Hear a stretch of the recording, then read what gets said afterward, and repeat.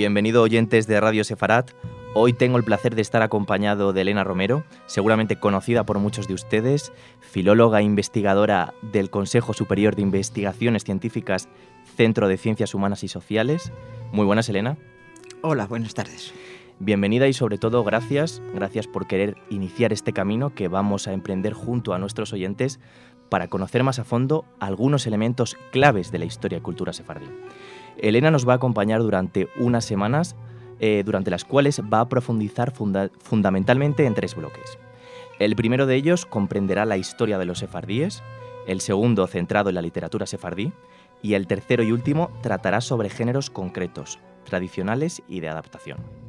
Si te parece, Elena, vamos a dar comienzo a este primer bloque de la historia de los sefardíes con una pregunta que parece simple, pero que puede generar cierta controversia. ¿Qué quiere decir el término sefardí? El término sefardí, el diccionario de la Academia lo define como judíos o judío oriundo de España. Esta definición es correcta, pero en definitiva es una definición, digamos, de tipo genealógico. En cualquier caso, sí conviene precisar una cuestión sobre esta palabra sefardí.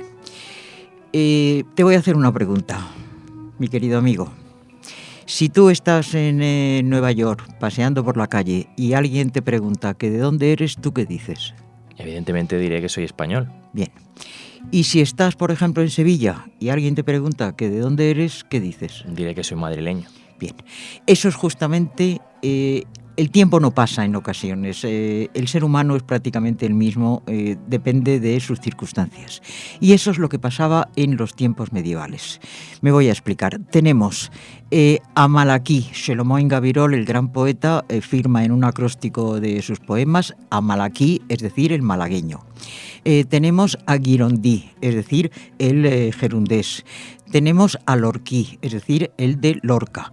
Tenemos a Leoní, es decir, el de León. Y así montones de ejemplos. Es decir, en tiempos medievales los judíos se sentían o se definían a sí mismos como pertenecientes a una zona determinada, a una ciudad determinada. Tiene que ser con la lejanía del terruño. Por ejemplo, en el caso de Maimónides, que salió huyendo de España con la invasión de los almohades y su familia se trasladó a Fez. Después marcharon a Oriente, a Israel, y allí rebotaron y se asentaron finalmente en el Cairo, en Egipto. A partir de ese momento, Moshe ben Maimón se le conoce en el mundo cristiano de la época y judío de la época como Moshe Asefaradí. Es decir, justamente esa lejanía es la que hace unificar el concepto sefardí. Entonces, judíos expulsados de España, a los de fuera, cuando se marcharon de la península, es a los que se debe llamar sefardíes y no a lo de los reinos hispanos medievales, que habrá que denominarlos hay que denominarlos de otra forma. ¿Qué opinión te merece cuando algunas personas llaman sefardíes a los judíos del medievo? Pues, como acabo de decir, me parece un error conceptual, histórico y de cualquier tipo. Y la desgracia es que en muchas ocasiones, y aunque ya lo he publicado por escrito, por pasiva y por activa, resulta que en medios académicos todavía se les sigue llamando a estos pues sefardíes, creando una confusión enorme porque ya no sabe uno dónde está. Exacto. ¿Existe algún tipo de periodización de la historia de los sefardíes, Elena? Pues sí, pero antes quisiera precisar una cuestión. He dicho que lo de la Academia es una definición con criterios genealógicos. Y hay que ampliar esa definición, porque realmente los sefardíes, cuando abandonan España, no abandonan ni las costumbres hispano-medievales, ni la lengua, que es la mayor manifestación de su cultura. Estas culturas y lenguas de la época de la expulsión son el núcleo a partir del cual se desarrolla una cultura propia sefardí y una autónoma evolución de la lengua. Es decir, esta lengua que durante siglos les va a servir de vehículo de comunicación y de sistema para su producción, amplísima producción literaria. Y son esos aspectos de la costumbre y sobre todo la de la lengua la que hace que podamos definir al sefardí no con esos criterios genealógicos de la academia, sino con criterios culturales, sobre todo en materia lingüística. Muy bien, Elena. Retomando la pregunta anterior que te decía hace unos segundos, si existe algún tipo de periodización de la historia de los sefardíes. Pues existe, es decir, de alguna forma los investigadores tenemos que aclararnos y delimitar periodos porque estamos hablando de una historia de más de 5 siglos. Entonces, una de las formas, los periodos que se han delimitado son 3. Un primero que calificamos de abierto, que va desde finales del siglo XV a mediados del siglo XVII, otro que denominamos cerrado, que va de mediados del siglo XVII a mediados del XIX, y un tercero que también volvemos a denominar abierto, de mediados del XIX hasta la Segunda Guerra Mundial. Después iré explicando qué es eso de abierto o cerrado. ¿Qué diferencia existe entre los que salen antes de la expulsión, los judíos que salen antes de la expulsión y los que salen después? Primero hay que decir que, claro, en 1492 se les obliga a salir de Castilla, de Aragón y de Sicilia. Pero es que realmente la salida de judíos de España había empezado ya en 1391 con las matanzas generalizadas por toda la península. Estos de 1391 y los que salen en 1492 salen como judíos. Es decir, son judíos educados en el judaísmo y no ha habido ningún lapsus en su formación en el proceso de salida. ¿Qué sucede? Que los que se convierten ya en España y los que huyen a Portugal, donde se les obliga a convertirse en 1497 sin darles ya ninguna alternativa de convertirse o marcharse, estos, cuando van saliendo de la península ibérica, de Portugal y de España, porque hay que recordar que prácticamente durante un siglo, entre Felipe II y Carlos II, España y Portugal fueron un solo reino.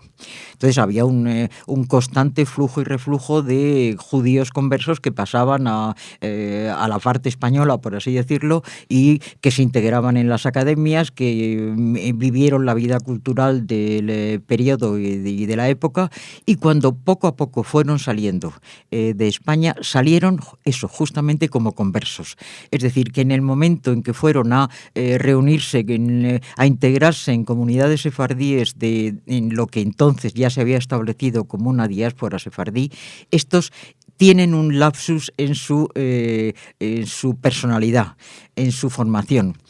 Casos como Uriel da Costa o Espinosa en Ámsterdam, personas que se suicidaron, fue el choque brutal con la sinagoga después de haber pasado, proceder de familia de conversos. Y eso es significativo entre esos dos grupos de exiliados de España.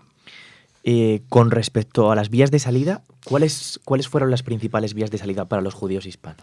Bien, en 1492 las principales vías de salida, es decir, los de 1391 no sabemos exactamente dónde fueron, pero se supone que fundamentalmente al norte de África. Pero en 1492 hay varias vías de salida. Por el norte a Navarra, pero en Navarra desaparecen más o menos sobre 1498 se pierde el rastro de estos judíos de Navarra. Otro punto de salida por el norte es el sur de Francia. Por el oeste a Portugal, y ya he contado qué pasó con estos marchados a Portugal. Con el paso del tiempo, estos conversos portugueses van huyendo, van saliendo hacia los Países Bajos y hacia el sur de Francia también. Otro lugar de salida fue el norte de África. Y por el este a Italia, que fue punto de destino para muchos, pero punto de iniciar de allí su salto al Imperio Otomano y al Mediterráneo, en definitiva buscando el asentarse también en Jerusalén, en la patria prometida. ¿Qué que hubo en estos periodos comunicación con estos conversos que salían de España, pues lo demuestran hechos como que los sefardíes de los Balcanes han conocido y han cantado y han conservado el romance de la muerte del príncipe Don Juan, muerte del príncipe Don Juan, el hijo de los reyes católicos, que sucedió después de 1492. Entonces, es una forma, es una prueba, entre otras varias, claro está, en que efectivamente hubo un acercamiento de los conversos a Oriente. ¿Cuál es la formación de la diáspora sefardí a partir de estas fechas? Pues podemos definir tres grandes bloques. El suroccidental, es decir, el norte de África, que se amplía después de la conquista de los ingleses de Gibraltar a la zona del estrecho, de sefardíes de Marruecos y de Gibraltar, pues prácticamente constituyen una coiné, con núcleos principales en las ciudades de Fez y luego en la de Tetuán, con una lengua que llamamos jaquetía, con muchos arabismos metidos dentro del español original. Por Oriente se forma otro gran grupo, quizá el más importante y más relevante para nosotros, dentro de las fronteras del Imperio Otomano. Los núcleos principales son Constantinopla y Salónica siempre, y Adrianópolis en un primer momento, y Esmirna, el gran puerto comercial del Mediterráneo, después. Y se van distribuyendo dentro del Imperio Otomano en un montón de comunidades urbanas. Es decir, toda la península balcánica, las islas del Egeo, las costas de Anatolia, Siria, donde es muy importante la comunidad de Alepo, en Israel, sobre todo en Jerusalén y Safed, y en Egipto, fundamentalmente en El Cairo y Alejandría. Es decir, en definitiva, lo que hoy día es un montón de países, Turquía, Grecia, Bulgaria, los países de la antigua Yugoslavia, etcétera, etcétera. Y hay que sumar a todo este conjunto del Imperio Otomano la ciudad de Viena, donde en 1718 se formó una importantísima y muy rica culturalmente comunidad sefardí, en un momento en que se permitió el paso de ciudadanos del Imperio Otomano al Imperio Austrohúngaro y viceversa. Y no solamente pasaron sefardíes, también otomanos, pero lo que nos importa a nosotros es esa riquísima comunidad de Viena. Bien, pues si te parece, Elena, hasta aquí este primer bloque de la historia de los sefardíes. En el próximo programa continuaremos en esta periodización de la historia de los sefardíes. Gracias, Elena, y a ustedes les esperamos la próxima semana.